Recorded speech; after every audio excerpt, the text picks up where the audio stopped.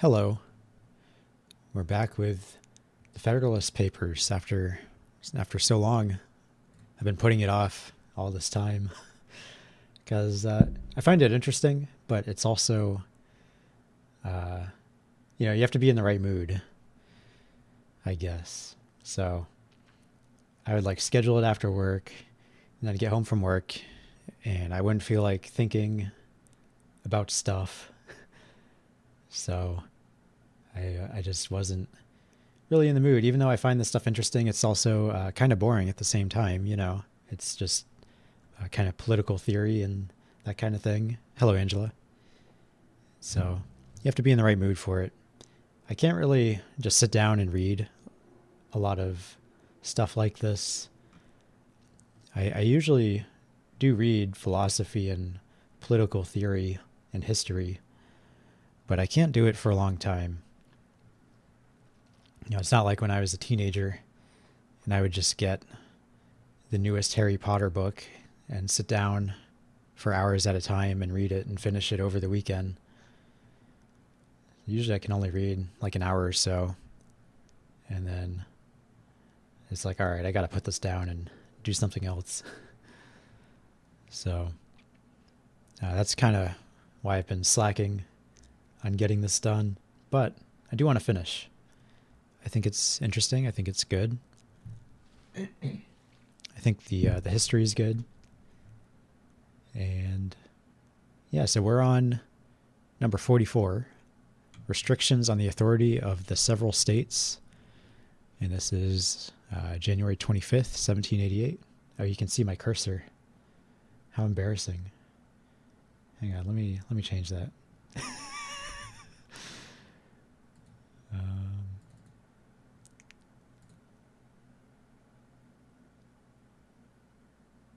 Wait, where'd it go? Why did it disappear? I unchecked capture cursor and it vanished.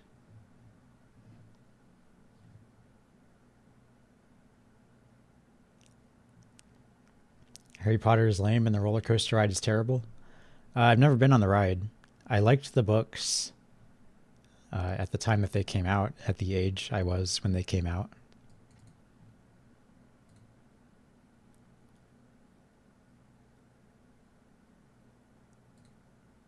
Okay, there we are. And you can't see my cursor anymore. All right, we're good.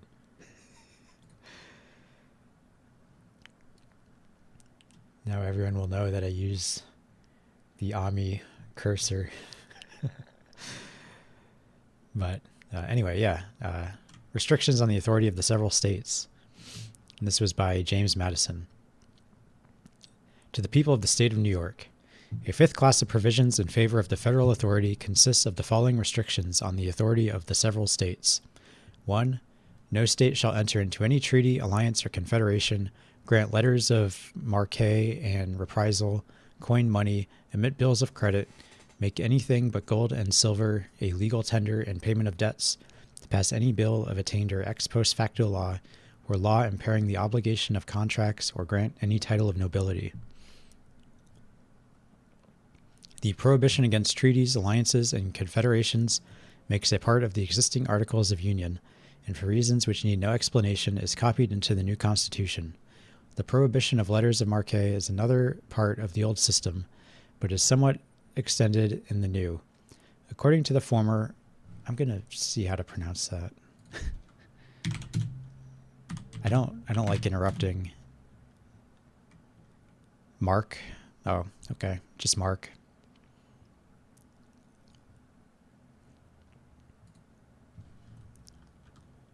Maybe.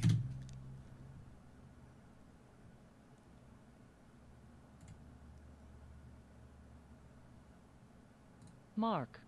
Yeah.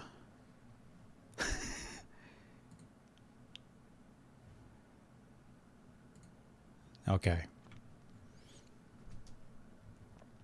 So according to the former, letters of marque could be granted by the states after a declaration of war. According to the latter, these licenses must be obtained, as well during war as previous to its declaration, from the government of the United States. This alteration is fully justified by the advantage of uniformity in all points which relate to foreign powers, and of immediate responsibility to the nation and all those for whose conduct the nation itself is to be responsible. The right of coining money, which is here taken from the states, was left in their hands by the Confederation as a concurrent right with that of Congress, under an exception in favor of the exclusive right of Congress to regulate the alloy and value. This instance also, the new provision is an improvement on the old. While the alloy and value depended on the general authority, a right of coinage in the particular states could have no other effect than to multiply expensive mints and diversify the forms and weights of the circulating pieces.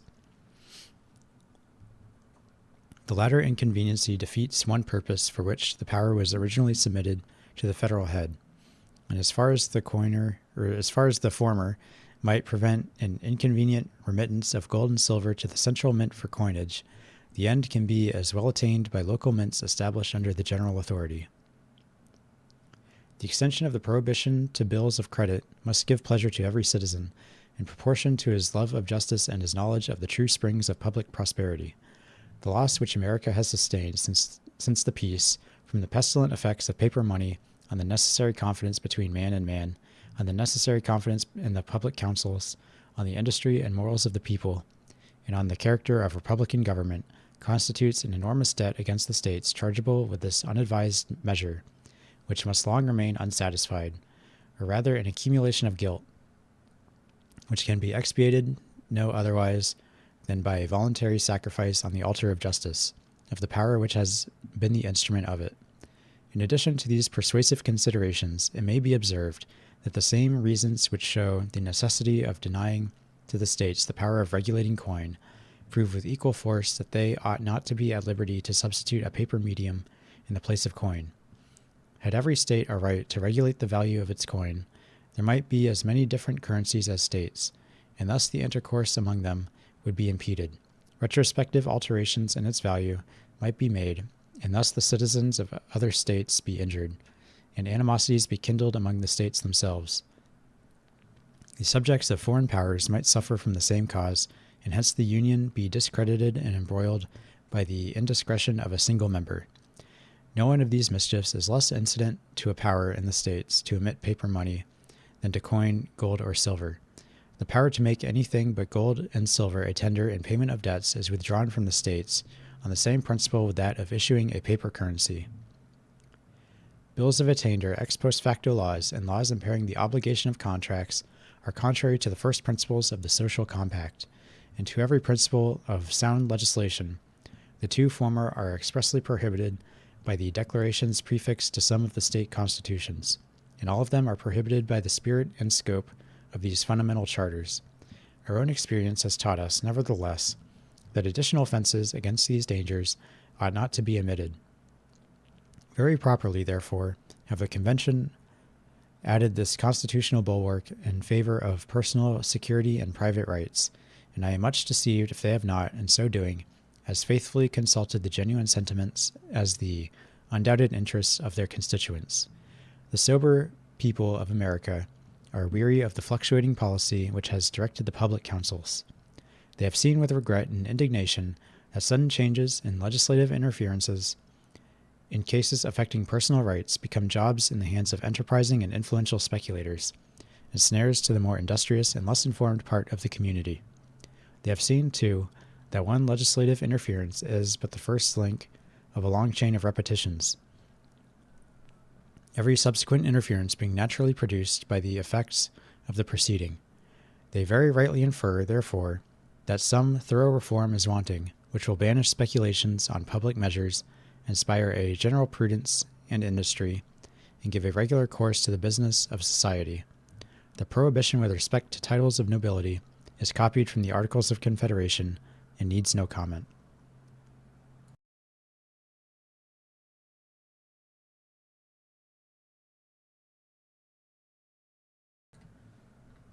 Two, no state shall, without the consent of the Congress, lay any imposts or duties on imports or exports, except what may be absolutely necessary for executing its inspection laws, and the net produce of all duties and imposts laid by any state on imports or exports shall be for the use of the Treasury of the United States, and all such laws shall be subject to the revision and control of the Congress. No state shall, without the consent of Congress, lay any duty on tonnage, keep troops or ships of war in time of peace, enter into any agreement or compact with another state, or with a foreign power, or engage in war unless actually invaded, or in such imminent danger as will not admit of delay. The restraint on the power of the states over imports and exports is enforced by all the arguments which prove the necessity of submitting the regulation of trade to the federal councils.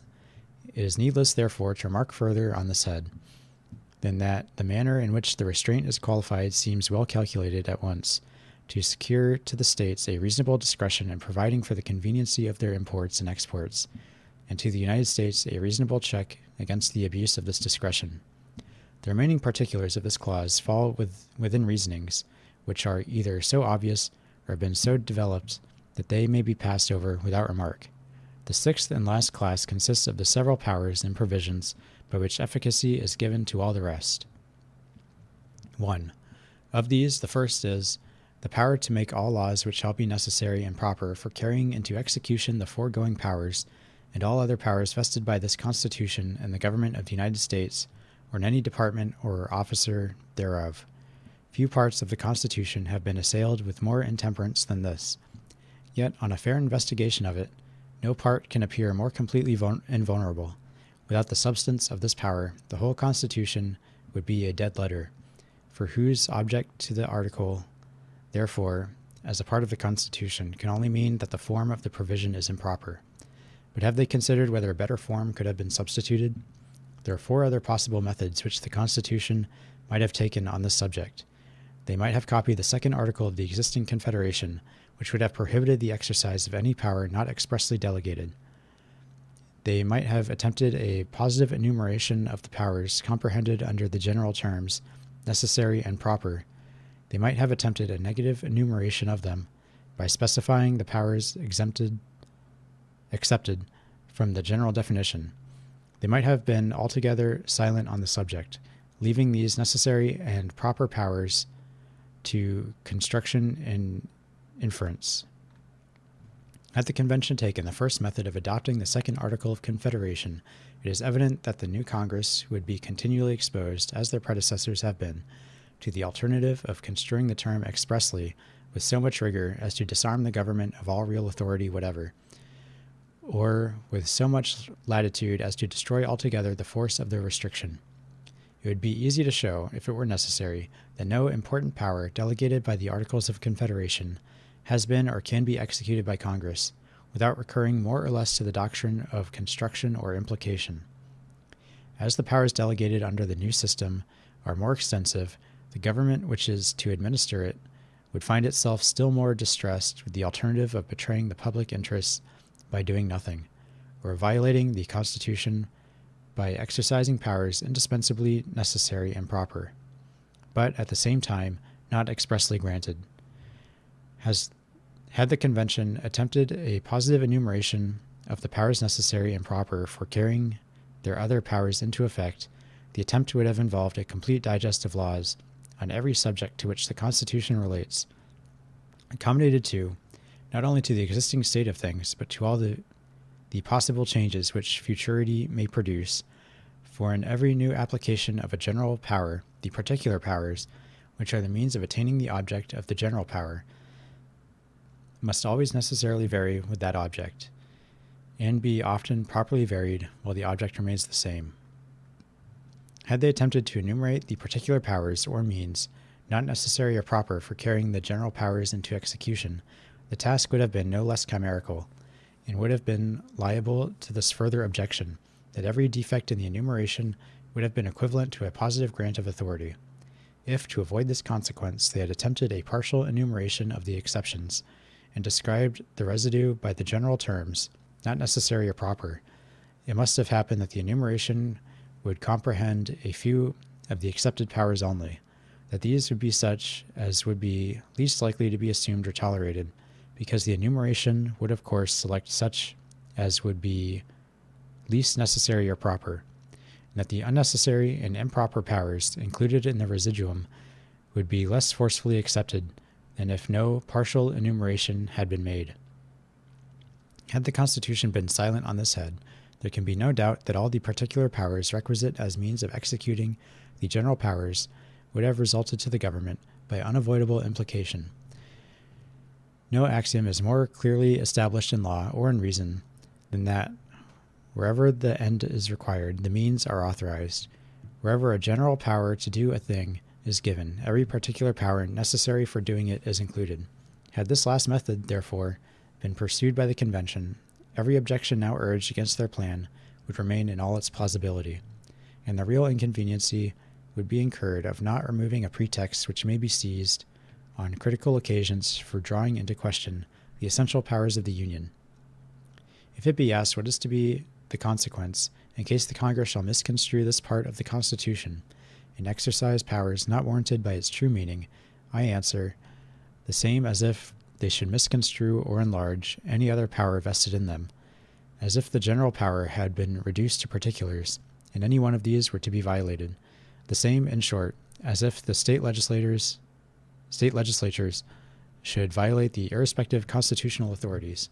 In the first instance, the success of the usurpation will depend on the executive and judiciary departments, which are to expound and give effect to the legislative acts. And in the last resort, a remedy must be obtained from the people who can, by the election of more faithful representatives, in all the acts of the usurpers. The truth is that this ultimate redress may be more confided in against unconstitutional acts of the federal than of the state legislatures, for this plain reason, that as every such act of the former will be an invasion of the rights of the latter, these will be ever ready to mark the innovation, to sound the alarm to the people, and to exert their local influence in effecting a change of federal representatives. There being no such intermediate body between the state legislatures and the people interested in watching the conduct of the former, violations of the state constitutions are more likely to remain unnoticed and unredressed. 2. This Constitution and the laws of the United States, which shall be made in pursuance thereof, and all treaties made or which shall be made under the authority of the United States, shall be the supreme law of the land, and the judges in every state shall be bound thereby. Anything in the Constitution or laws of any state, to the contrary notwithstanding, the indiscreet zeal of the adversaries to the Constitution has betrayed them into an attack on this part of it also, without which it would have been evidently and radically defective. To be fully sensible of this, we need only suppose for a moment that the supremacy of the state constitutions had been left complete by a saving clause in their favor. In the first place, as these constitutions invest the state legislatures with absolute sovereignty, in all cases not excepted by the existing Articles of Confederation, all the authorities contained in the proposed Constitution, so far as they exceed those enumerated in the Confederation, would have been annulled, and the new Congress would have been reduced to the same impotent condition with their predecessors. In the next place, as the constitutions of some of the states do not even expressly and fully recognize the existing powers of the Confederacy, an express saving of the supremacy of the former would, in such states, have brought into question every power contained in the proposed Constitution. In the third place, as the constitutions of the states differ much from each other, it might happen that a treaty or national law of great and equal importance to the states would interfere with some and not with other constitutions. It would consequently be valid in some of the states at the same time that it would have no effect in others.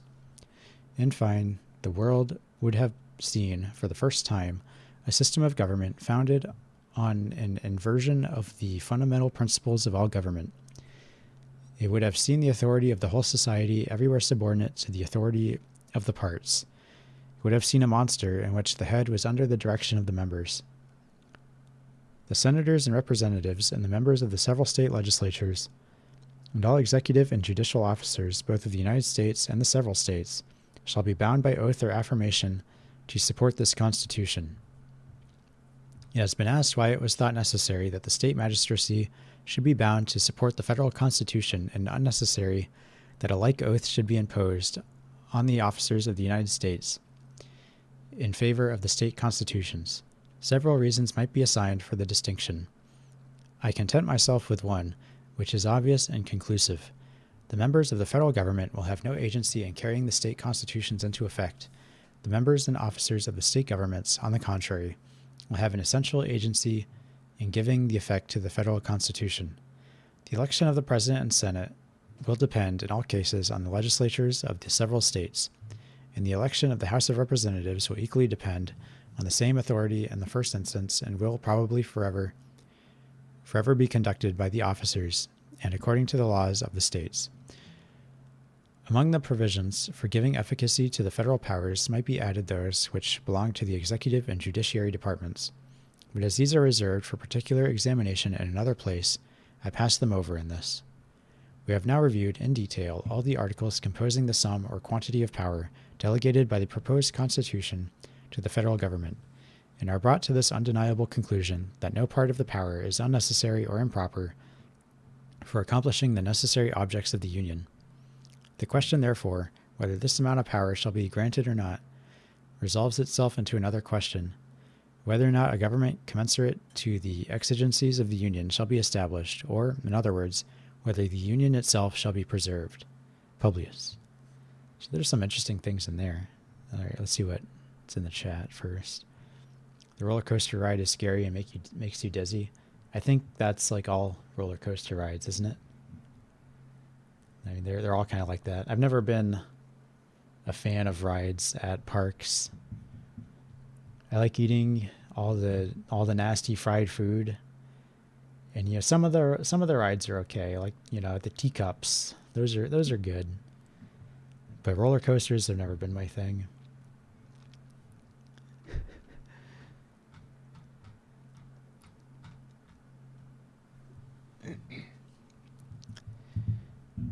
So this whole first part of this,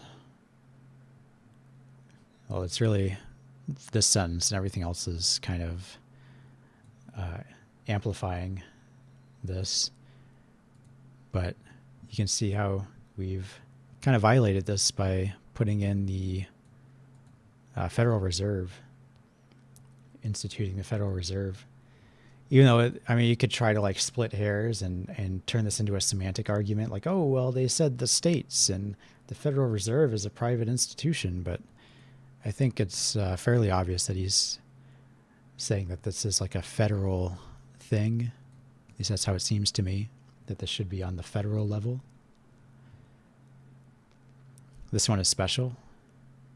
Oh, yeah, I've never been, so I don't know. I think the last time I went to Disney, I was like 7, 8, something like that. So I don't really remember much except for the haunted house, which the haunted house it's a classic, I didn't realize that I remembered the haunted house until I was playing a video game. And I think the map on that game was based on the Disney haunted house. And I was like, holy shit, I remember this. I've been here.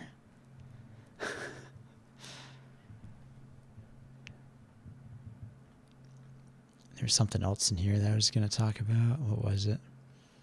Oh yeah, this one. So I'm not sure when this idea got thrown out, but leading up to the Civil War, there was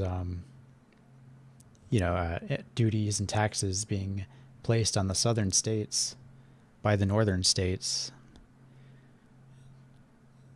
And I think I read before that it costs more to ship aluminum or what have you, from one side of Alabama to the other. It costs more to do that than it did to ship the same amount from Alabama to New York City.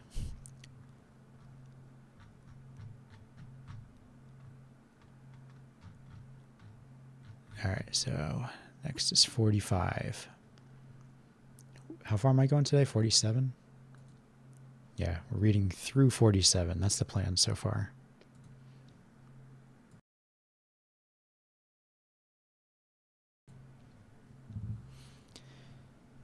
All right, how long is this one? This one doesn't seem too long. I don't know. They all look short when you're just scrolling through them.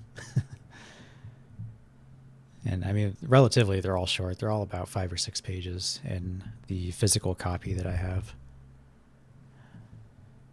right, so this is Federalist number 45, the alleged danger from the powers of the Union to the state governments.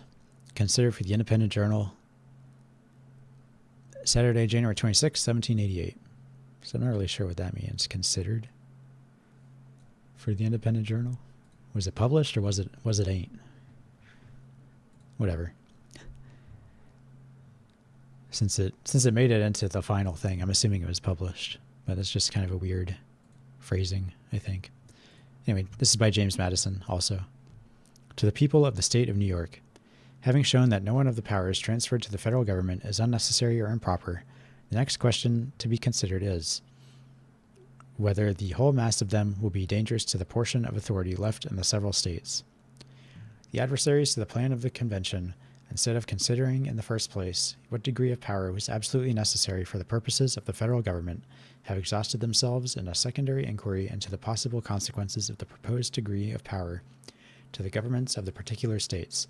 But if the Union, as has been shown, be essential to the security of the people of America against foreign danger, if it be essential to their security against contentions and wars among the different states, if it be essential to guard them against those violent and oppressive factions which embitter the blessings of liberty, and against those military establishments which must gradually poison its very fountain, if, in a word, the Union be essential to the happiness of the people of America, is it not preposterous to urge, as an objection to a government, without which the objects of the Union cannot be attained, that such a government may derogate from the importance of the governments of the individual states? Was then the American Revolution effected? Was the American Confederacy formed? Was the precious blood of thousands spilt, and the hard-earned substance of millions lavished, not that the people of America should enjoy peace, liberty, and safety, but that the government of the individual states, that particular municipal establishments, might enjoy a certain extent of power and be arrayed with certain dignities and attributes of sovereignty?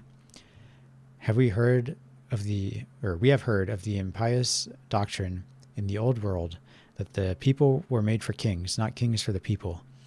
Is the same doctrine to be revived in the new, in another shape, that the solid happiness of the people is to be sacrificed to the views of political institutions of a different form? It is too early for politicians to presume on our forgetting that the public good, the real welfare of the great body of the people, is the supreme object to be pursued, and that no form of government whatever has any other value than as it may be fitted for the attainment of this object. Were the plan of the convention adverse to the public happiness, my voice would be, reject the plan. Were the Union itself inconsistent with the public happiness, it would be, abolish the Union. In like manner, as far as the sovereignty of the states cannot be reconciled to the happiness of the people, the voice of every good citizen must be, let the former be sacrificed to the latter. How far the sacrifice is necessary has been shown. How far the unsacrificed residue will be endangered is the question before us. Several important considerations have been touched in the course of these papers, which discountenance the supposition that the operation of the federal government will by degrees prove fatal to the state governments. The more I revolve this subject, the more fully I am persuaded that the balance is much more likely to be disturbed by the preponderancy of the last than of the first scale. We have seen in all the examples of ancient and modern confederacies the strongest tendency continually betraying itself in the members to despoil the general government of its authorities, with a very ineffectual capacity in the latter to defend itself against the encroachments. Although, in most of these examples, the system has been so dissimilar from that under consideration as greatly to weaken any inference concerning the latter from the fate of the former. Yet, as the states will retain under the proposed constitution a very extensive portion of active sovereignty, the inference ought not to be wholly disregarded. In the Achaean League, it is probable that the federal head had a degree and species of power which gave it a considerable likeness to the government framed by the convention. The Lycian Confederacy, as far as its principles and form are transmitted, must have borne a still greater analogy to it. Yet history does not inform us that either of them ever degenerated or tended to degenerate into one consolidated government. On the contrary, we know that the ruin of one of them proceeded from the incapacity of the federal authority to prevent the dissensions, and finally the disunion of the subordinate authorities. These cases are more worthy of our attention, as the external causes by which the component parts were pressed together were much more numerous and powerful than in our case, and consequently less powerful ligaments within would be sufficient to bind the members to the head and to each other. In the feudal system, we have seen a similar propensity exemplified, notwithstanding the want of proper sympathy in every instance between the local sovereigns and the people, and the sympathy in some instances between the general sovereign and the latter. It usually happened that the local sovereigns prevailed in their rivalship for encroachments, had no external dangers, enforced internal harmony and subordination, and particularly that the local sovereigns possessed the affections of the people. The great kingdoms in Europe would at this time consist of as many independent princes as there were formerly feudatory barons. The state governments will have the advantage of the federal government, whether we compare them in respect to the immediate dependence of the one on the other, to the weight of personal influence which each side will possess, to the powers respectively vested in them, to the predilection and probable support of the people, to the disposition and faculty of resisting and frustrating the measures of each other. The state governments may be regarded as constituent and essential parts of the federal government, whilst the latter is nowise essential to the operation or organization of the former. Without the intervention of the state legislatures, the President of the United States cannot be elected at all. They must in all cases have a great share in his appointment, and will, perhaps, in most cases of themselves determine it. The Senate will be elected absolutely and exclusively by the state legislatures. Even the House of Representatives, though drawn immediately from the people, will be chosen very much under the influence of that class of men, whose influence over the people obtains for themselves an election into the state legislatures. Thus, each of the principal branches of the federal government will owe its existence more or less to the favor of the state governments. You must consequently feel a dependence, which is much more likely to beget a disposition too obsequious and too overbearing towards them. On the other side, the component parts of the state governments will in no instance be indebted for their appointment to the direct agency of the federal government, and very little, if at all, to the local influence of its members. The number of individuals employed under the Constitution of the United States will be much smaller than the number employed under the particular states. There will consequently be less of personal influence on the side of the former than of the latter.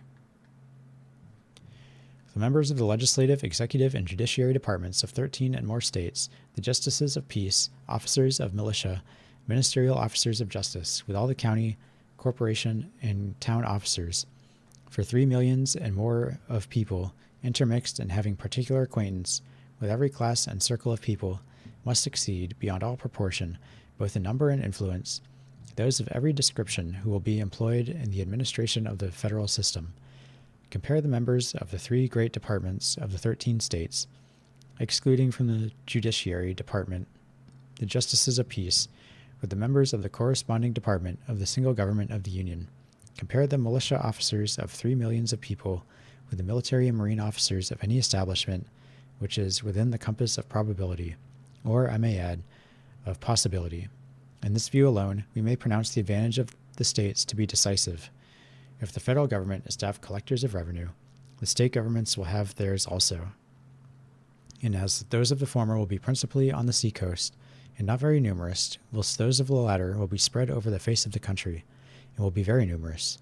The advantage in this view also lies on the same side. It is true that the Confederacy is to possess, and may exercise, the power of collecting internal as well as external taxes throughout the states, but it is probable that the power will not be resorted to, except for supplemental purposes of revenue. That an option will then be given to the states to supply their quotas by previous collections of their own, and that the eventual collection under the immediate authority of the Union will generally be made by the officers and according to the rules appointed by the several states. Indeed, it is extremely probable that in other instances, particularly in the organization of the judicial power, the officers of the states will be clothed with the correspondent authority of the Union. Should it happen, however, that separate collectors of internal revenue should be appointed under the federal government, the influence of the whole number would not bear a comparison with that of the multitude of state officers in the opposite scale. Within every district to which a federal collector would be allotted, there would not be less than 30 or 40 or even more officers of different descriptions, and many of them persons of character and weight, whose influence would lie on the side of the state. The powers delegated by the proposed Constitution to the federal government are few and defined. Those which are to remain in the state governments are numerous and indefinite. The former will be exercised principally on external objects as war, peace, negotiation, and foreign commerce, and which last the power of taxation will, for the most part, be connected. The powers reserved to the several states will extend to all objects which, in the ordinary course of affairs, concern the lives, liberties, and properties of the people, and the internal order, improvement, and prosperity of the state. The operations of the federal government will be most extensive and important in times of war and danger, those of the state governments in times of peace and security. As the former periods will probably bear a small proportion to the latter, the state governments here will enjoy another advantage over the federal government. The more adequate, indeed, the federal powers may be rendered to the national defense, the less frequent will be those scenes of danger which might favor their ascendancy over the government of the particular states. If the new Constitution be examined with accuracy and candor, it will be found that the change which it proposes consists much less in the addition of new powers to the Union than in the invigoration of its original powers. The regulation of commerce, it is true, is a new power, but that seems to be an addition which few oppose, and from which no apprehensions are entertained. The powers relating to war and peace, armies and fleets, treaties and finance, with the other more considerable powers, are all vested in the existing Congress by the Articles of Confederation. The proposed change does not enlarge these powers, it only substitutes a more effectual model of administering them. The change relating to taxation may be regarded as the most important, and yet the present Congress have as complete authority to require of the states indefinite supplies of money for the common defense and general welfare, as the future Congress will have to require them of individual citizens, and the latter will be no more bound than the states themselves have been, to pay the quotas respectively taxed on them. Had the states complied punctually with the Articles of Confederation, or could their compliance have been enforced by as peaceable means as may be used with success towards single persons, our past experience is very far from countenancing an opinion that the state governments would have lost their constitutional powers and would have gradually undergone an entire consolidation.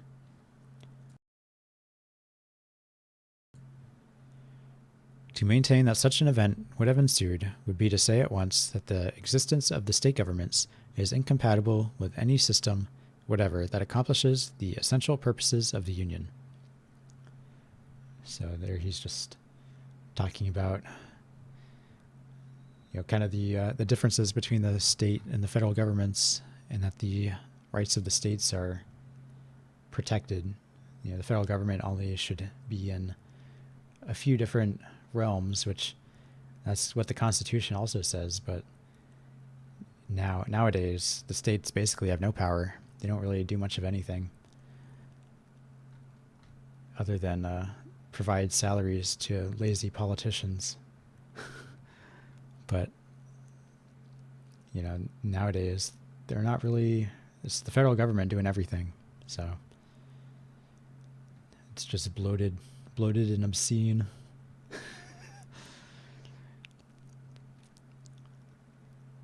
But it is what it is.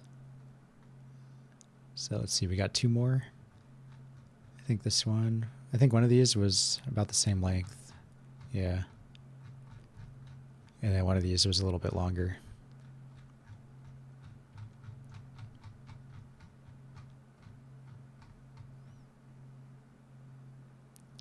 All right, number 46. The influence of the state and federal governments compared. So how is that different from 45? Okay, so that's how the Union could threaten the power of state governments, which, nowadays, ever since 1865, really, all those dangers definitely came true. So let's see. The influence of the state and federal governments compared, from the New York Packet, Tuesday, January 29th, 1788. And this is also by James Madison. To the people of the state of New York, resuming the subject of the last paper, I proceed to inquire whether the federal government or the state governments will have the advantage with regard to the predilection and support of the people. Notwithstanding the different modes in which they are appointed, we must consider both of them as substantially dependent on the great body of the citizens of the United States. I assume this position here, as it respects the first, reserving the proofs for another place. The federal and state governments are in fact but different agents and trustees of the people, constituted with different powers and designed for different purposes. The adversaries of the Constitution seem to have lost sight of the people altogether in their reasonings on this subject, and to have viewed these different establishments not only as mutual rivals and enemies, but as uncontrolled by any common superior in their efforts to usurp the authorities of each other. These gentlemen must here be reminded of their error. They must be told that the ultimate authority, wherever the derivative may be found,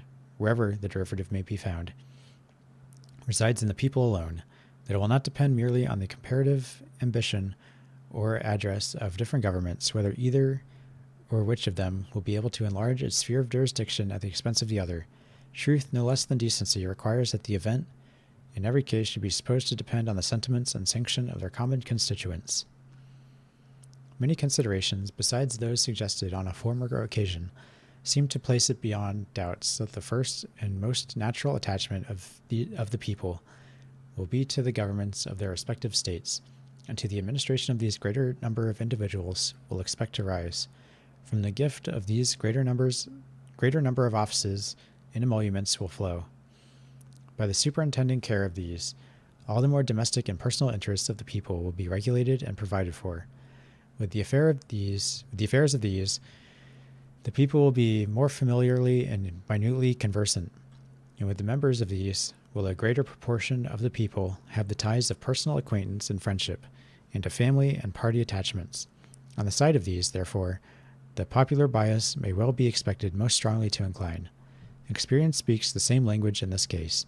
The federal administration, though hitherto very defective in comparison with what may be hoped under a better system, had, during the war, and particularly whilst the independent fund of paper emissions was in credit, in activity and importance as great as it can well have in any future circumstances whatever.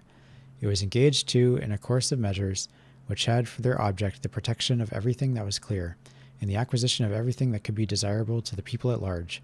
It was, nevertheless, invariably found, after the transient enthusiasm for the early congresses was over, that the attention and attachment of the people were turned anew to their own particular governments, that the federal council was at no time the idol of popular favor, and that the opposition to proposed enlargements of its powers and importance was the side usually taken by the men who wished to build their political consequence on the prepossessions of their fellow citizens. If, therefore, as has been elsewhere remarked, the people should in future become more partial to the federal than to the state governments, the change can only result from such manifest and irresistible proofs of a better administration as will overcome all their antecedent propensities. And in that case, the people ought not surely to be precluded from giving most of their confidence where they may discover it to be most due. But even in that case, the state governments could have little to apprehend, because it is only within a certain sphere that the federal power can, in the nature of things, be advantageously administered. The remaining points on which I propose to compare the federal and state governments are the disposition and the faculty they may respectively possess to resist and frustrate the measures of each other. It has been already proved that the members of the federal will be more dependent on the members of the state governments than the latter will be on the former. It has appeared also that the prepossessions of the people, on whom both will depend, will be more on the side of the state governments than of the federal government, so far as the disposition of each towards the other may be influenced by these causes. The state governments must clearly have the advantage, but in a distinct and very important point of view, the advantage will lie on the same side. The prepossessions, which the members themselves will carry into the federal government, will generally be favorable to the states, whilst it will rarely happen that the members of the state governments will carry into the public councils a bias in favor of the general government.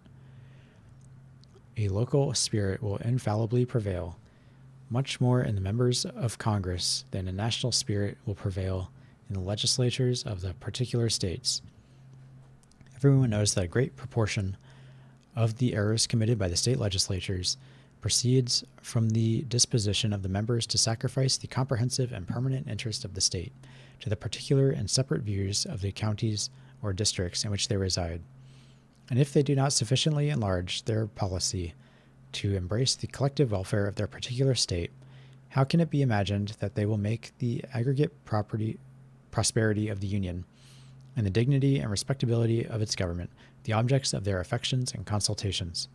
For the same reason that the members of the state legislatures will be unlikely to attach themselves sufficiently to national objects, the members of the federal legislature will be likely to attach themselves too much to local objects. The states will be to the latter what countries and towns are to the former. Measures will too often be decided according to their probable effect, not on the national prosperity and happiness, but on the prejudices, interests, and pursuits of the governments and people of the individual states. What is the spirit that has in general characterized the proceedings of Congress? A perusal of their journals, as well as the candid acknowledgments of such as have had a seat in that assembly, will inform us that the members have but too frequently displayed the character rather of partisans of their respective states than of impartial guardians of a common interest. Never on one occasion improper sacrifices have been made of local considerations to the aggrandizement of the federal government. The great interests of the nation have suffered on 100 from an undue attention to the local prejudices, interests, and views of the particular states.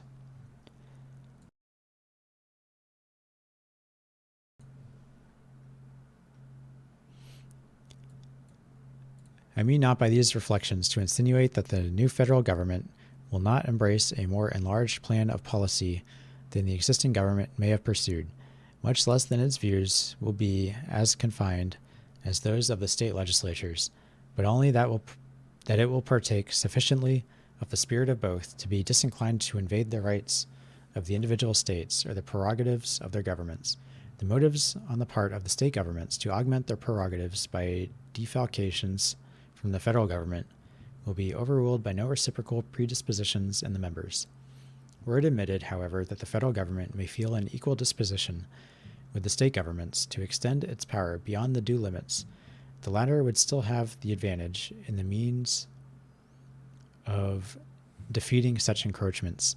If an act of a particular state, though unfriendly to the national government, be generally popular in that state, and should not too grossly violate the oaths of the state officers, it is executed immediately, and, of course, by means on the spot, and depending on the state alone. The opposition of the federal government, or the interposition of federal officers, would but inflame the zeal of all parties on the side of the state, and the evil cannot be prevented or repaired, if at all, without the employment of means which must always be resorted to with reluctance and difficulty. On the other hand, should an unwarrantable measure of the federal government be unpopular in particular states, which would seldom fail to be the case, or even a warrantable measure be so, which may sometimes be the case, the means of opposition to it are powerful and at hand. The disquietude of the people, their repugnance and perhaps refusal to cooperate with the officers of the Union, the frowns of the executive magistracy of the state, the embarrassments created by the legislative devices, which would often be added on such occasions, would oppose in any state difficulties not to be despised, would form in a large state very serious impediments, and where the sentiments of several adjoining states happen to be in unison, would present obstructions which the federal government would hardly be willing to encounter. But ambitious encroachments of the federal government on the authority of the state governments would not excite the opposition of a single state, or of a few states only. They would be signals of general alarm. Every government would espouse the common cause. A correspondence would be opened. Plans of resistance would be concerted. One spirit would animate and conduct the whole. The same combinations, in short, would result from an apprehension of the federal as was produced by the dread of a foreign yoke. And unless the projected innovations should be voluntarily renounced, the same appeal to a trial of force would be made in the one case as was made in the other. But what degree of madness could ever drive the federal government to such an extremity? In the contest with Great Britain, one part of the empire was employed against the other. The more numerous part invaded the rights of the less numerous part. The attempt was unjust and unwise, but it was not in speculation absolutely chimerical. But what would be the contest in the case we are supposing? Who would be the parties? A few representatives of the people would be opposed to the people themselves, or rather, one set of representatives would be contending against 13 sets of representatives, with the whole body of their common constituents on the side of the latter.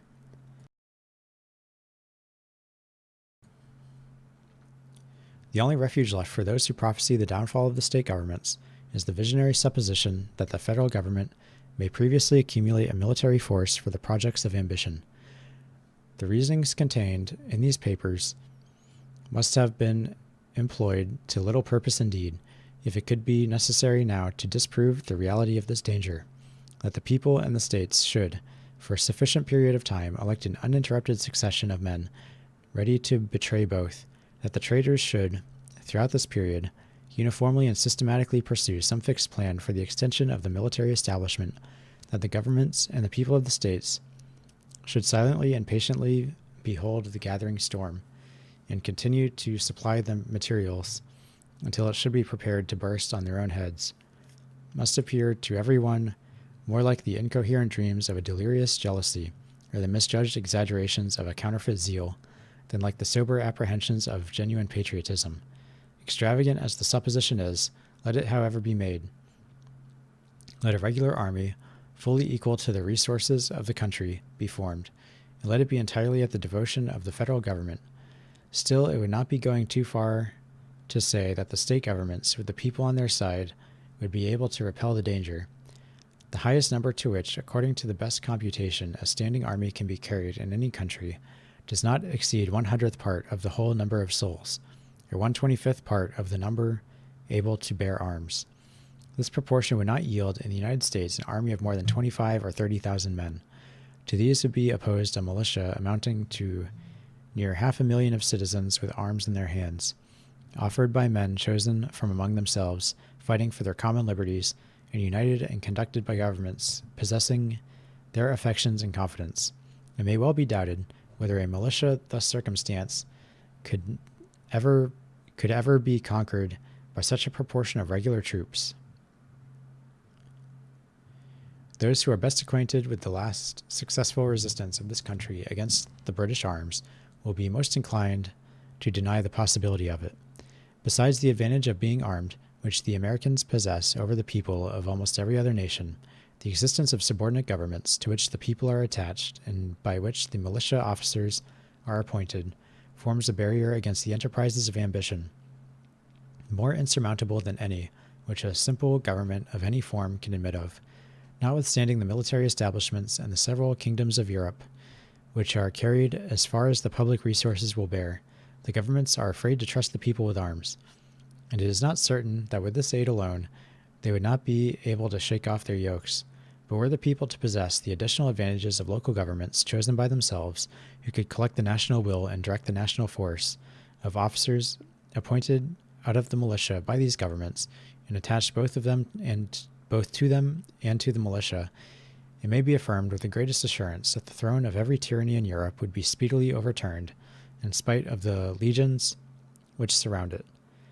Let us not insult the free and gallant citizens of America with the suspicion that they would be less able to defend the rights of which they would be in actual possession than the debased subjects of arbitrary power would be to rescue theirs from the hands of their oppressors. Let us rather no longer insult them with the supposition that they can ever reduce themselves to the necessity of making the experiment, by a blind and tame submission to the long train of insidious measures which must precede and produce it.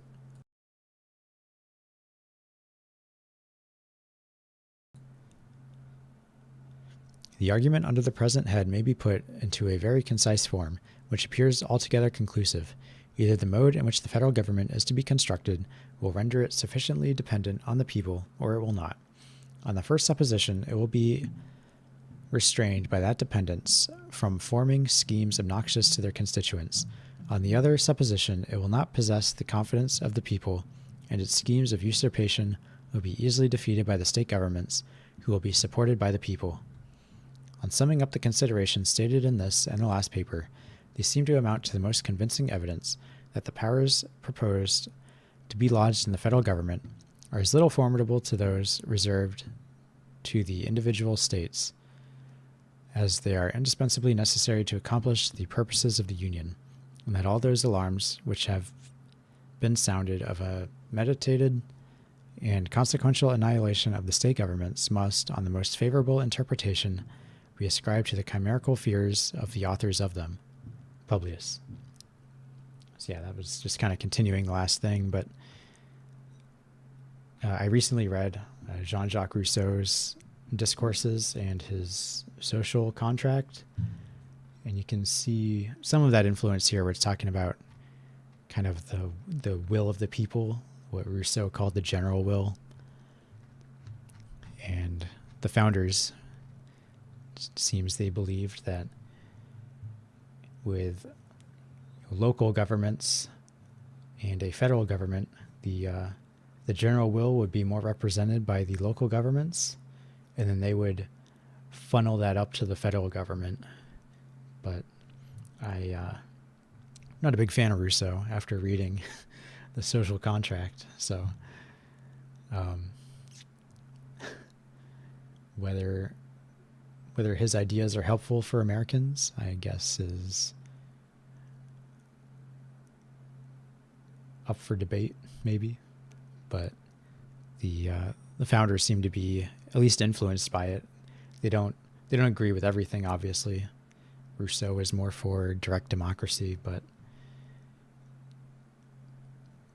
they definitely have the more democratic ideals, the founders, obviously. And we'll have some tea before the last one.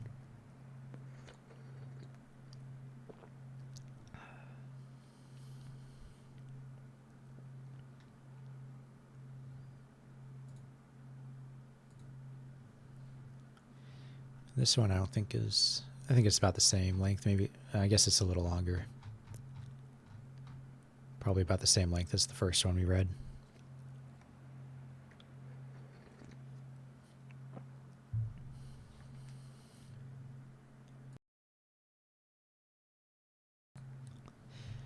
All right. Number 47, the particular structure of the new government and the distribution of power among its different parts. For the Independent Journal, Wednesday, January 30th, 1788, James Madison. To the people of the State of New York, having reviewed the general form of the proposed government and the general mass of power allotted to it, I proceed to examine the particular structure of this government and the distribution of this mass of power among its constituent parts. One of the principal objections inculcated by the more respectable adversaries to the Constitution is its supposed violation of the political maxim that the legislative, executive, and judiciary departments ought to be separate and distinct. In the structure of the federal government, no regard, it is said, seems to have been paid to this essential precaution in favor of liberty. The several departments of power are distributed and blended in such a manner as at once to destroy all symmetry and beauty of form, and to expose some of the essential parts of the edifice to the danger of being crushed by the disproportionate weight of other parts. No political truth is certainly of greater intrinsic value or is stamped with the authority of more enlightened patrons of liberty than that on which the objection is founded. The accumulation of all powers, legislative, executive, and judiciary, in the same hands, whether of one, a few, or many, and whether hereditary, self-appointed, or elective, may justly be pronounced the very definition of tyranny, were the federal constitution, therefore, really chargeable with the accumulation of power, or with a mixture of powers, having a dangerous tendency to such an accumulation, no further arguments would be necessary to inspire a universal reprobation of the system. I persuade myself, however, that it will be made apparent to every one that the charge cannot be supported, and that the maxim on which it relies has been totally misconceived and misapplied. In order to form correct ideas on this important subject, it will be proper to investigate the sense in which the preservation of liberty requires that the three great departments of power should be separate and distinct. The oracle who is always consulted and cited on this subject is the celebrated Montesquieu. If he be not the author of this invaluable precept of the science of politics, he has the merit at least of displaying and recommending it most effectually to the attention of mankind, let us endeavor in the first place to ascertain his meaning on this point. The British Constitution was to Montesquieu what Homer has been to the didactic writers on epic poetry, as the latter have considered the work of the immortal bard as the perfect model from which the principles and rules of the epic art were to be drawn, and by which all similar works were to be judged.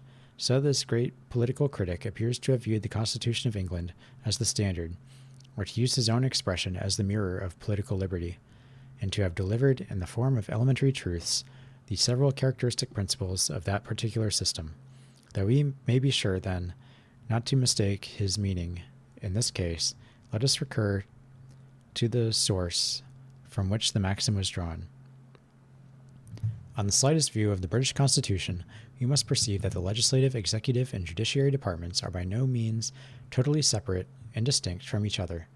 The executive magistrate forms an integral part of the legislative authority. He alone has the prerogative of making treaties with foreign sovereigns, which, when made, have, under certain limitations, the force of legislative acts. All the members of the judiciary department are appointed by him, can be removed by him on the address of the two houses of Parliament, and form, when he pleases to consult them, one of his constitutional councils. One branch of the legislative department forms also a great constitutional council to the executive chief, as, on another hand, it is the sole depositary of judicial power in cases of impeachment, and is invested with the supreme appellate jurisdiction in all other cases. The judges, again, are so far connected with the legislative department as often to attend and participate in its deliberations, though not admitted to a legislative vote. From these facts by which Montesquieu was guided, it may clearly be inferred that, in saying there can be no liberty where the legislative and executive powers are united in the same person or body of magistrates, or, if the power of judging be not separated from the legislative and executive powers, he did not mean that these departments ought to have no partial agency or no control over the acts of each other.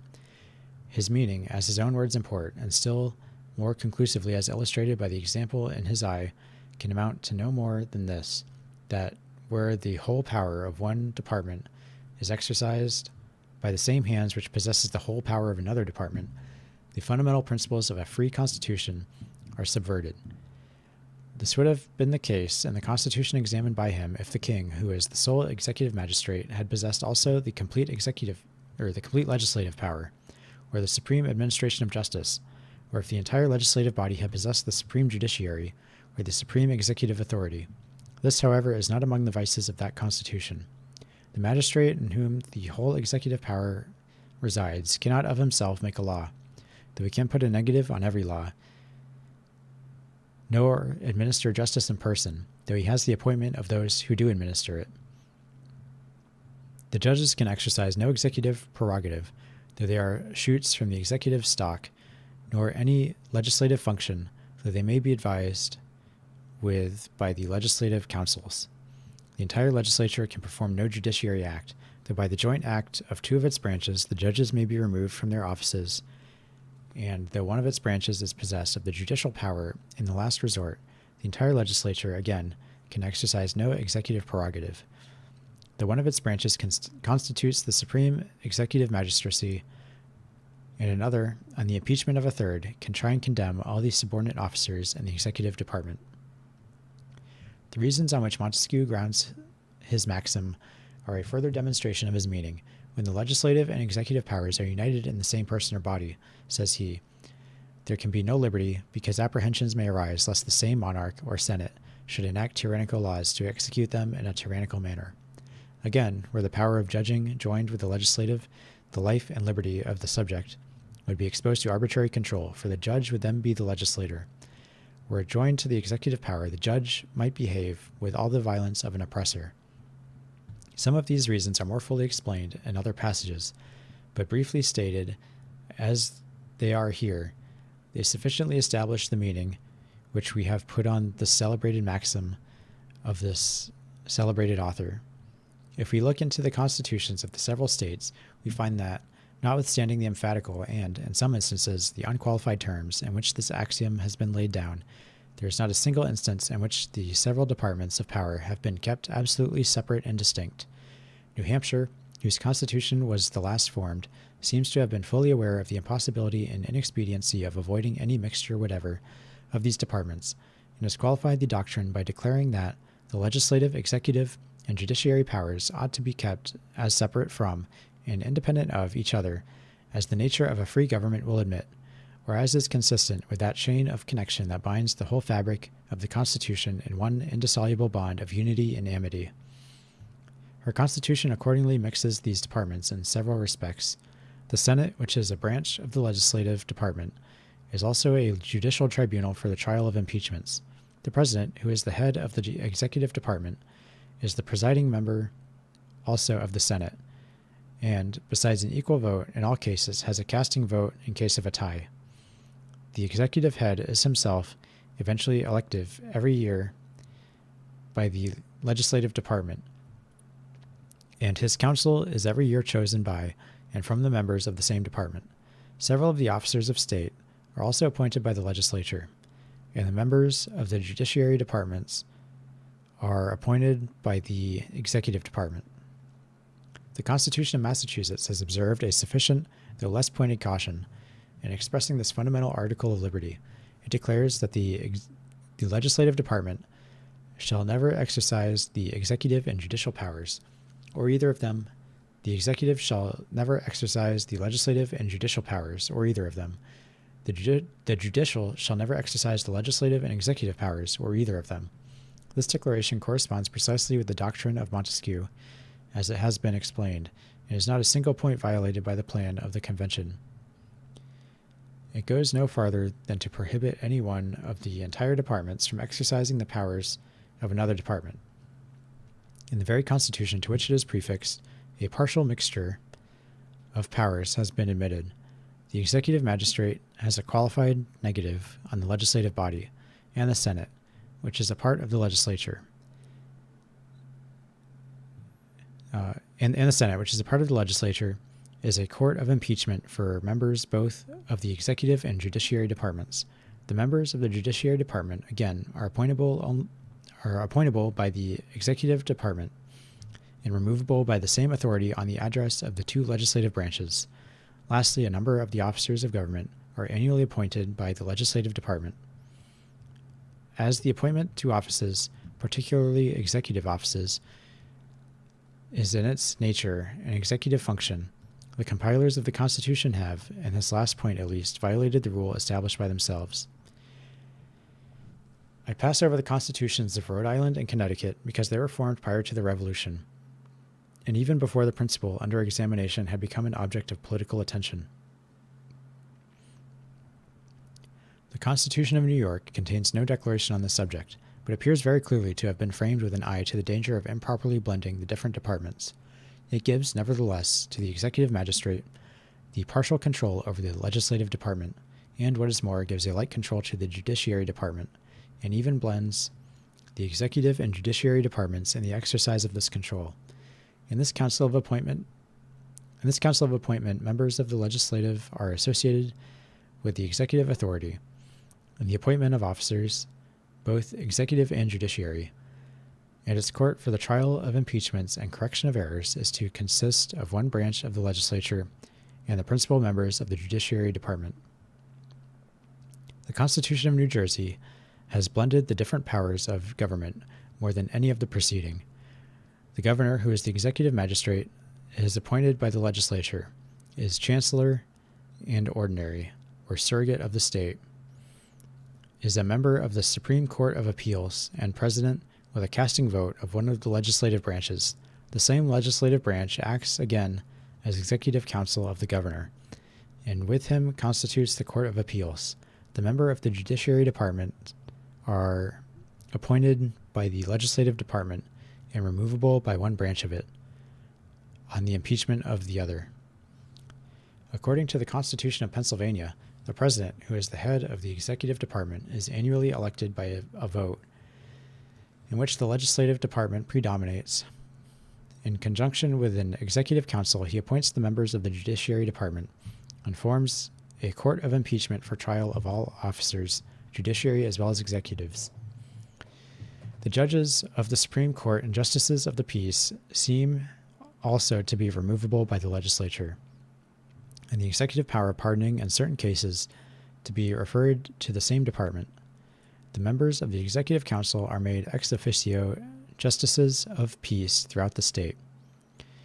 In Delaware, the chief executive magistrate is annually elected by the legislative department.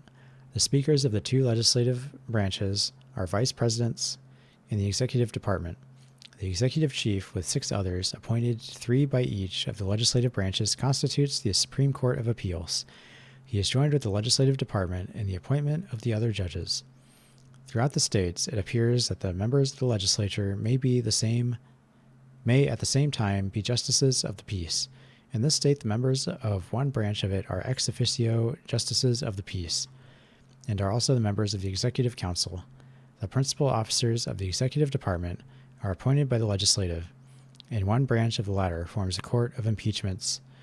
All officers may be removed on address of the legislature. Maryland has adopted the maxim in the most unqualified terms, declaring that the legislative, executive, and judicial powers of government ought to be forever separate and distinct from each other.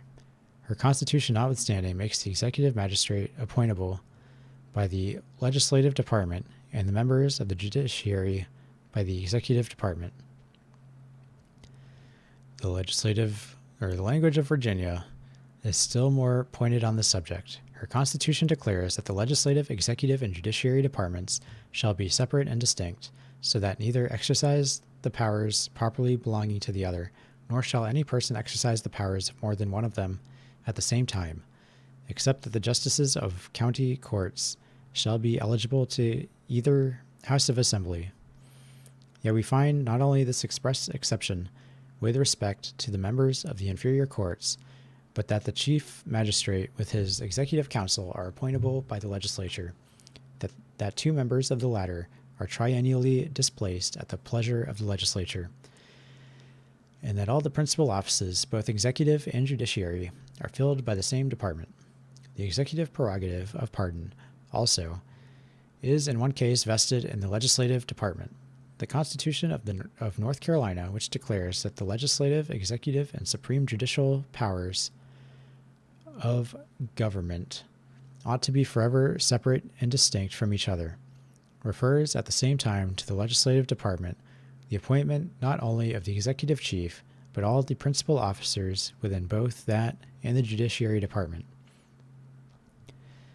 In South Carolina, the Constitution makes the executive magistracy eligible by the legislative department. It gives to the latter also the appointment of the members of the judiciary department, including even justices of the peace and sheriffs, and the appointment of officers in the executive department, down to captains in the Army and Navy of the state. In the Constitution of Georgia, where it is declared that the legislative, executive, and judiciary departments shall be separate and distinct, so that neither exercise the powers properly belonging to the other, we find that the executive department is to be filled by appointments of the legislature, and the executive prerogative of pardon to be finally exercised by the same authority. Even justices of the peace are to be appointed by the legislature. In citing these cases in which the legislative, executive, and judiciary departments have not been kept totally separate and distinct, I wish not to be regarded as an advocate for the particular organizations of the several state governments. I am fully aware that among the many excellent principles which they exemplify, they carry strong marks of the haste and still stronger of the inexperience under which they were framed. But it is too obvious that in some instances the fundamental principle under consideration has been violated by too great a mixture, and even an actual consolidation, of the different powers, and that in no instance has a competent provision been made for maintaining in practice the separation delineated on paper. What I have wished to evince is that the charge brought against the proposed Constitution of violating the sacred maxim of free government is warranted neither by the real meaning annexed to that maxim by its author, nor by the sense in which it has hitherto been understood in America. This interesting subject will be resumed in the ensuing paper. Man, that was painful. He just went through every colony from north to south talking about checks and balances. Like, holy shit, man.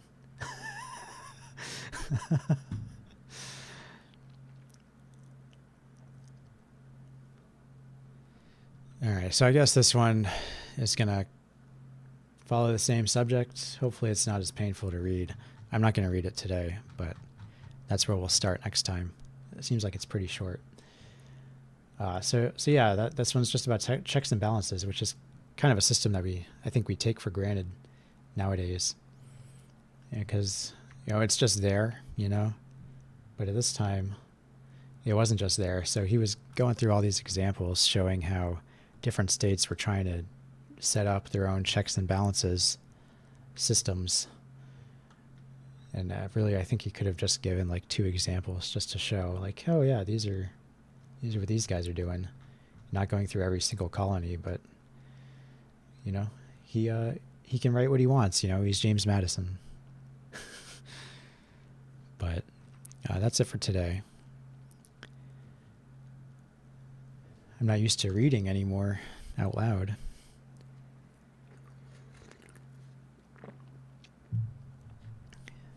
My throat's getting sore. But I definitely wish to continue this. I want to finish.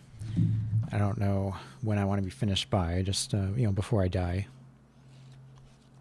I'm going to check my physical copy and see how many pages we read. So this is about 400 pages, this whole copy. Let's see.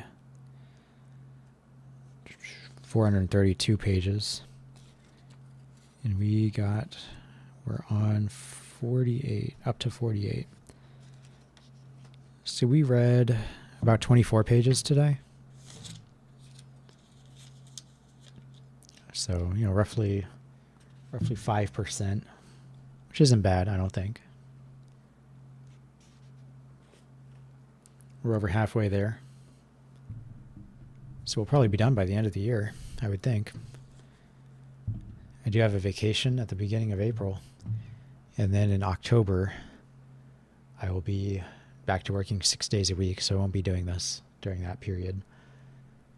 But, between April and then, we should be able to be doing this every week. That's my goal, at least.